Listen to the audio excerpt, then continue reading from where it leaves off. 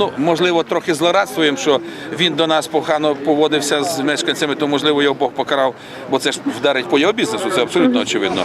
Тих собак, якщо не будуть купляти, це колосальні кошти він втрачає. Але ми подали в суд і працюємо по своїй програмі. Він зайняв незаконно нашу землю. Відповідно, ми вже виграли суд. Я не знаю, чи там буде апеляція чи ні, але ми виграли суд, хай забирає свої ігрушки і уходить з нашої землі. Все. З нашої пісочниці.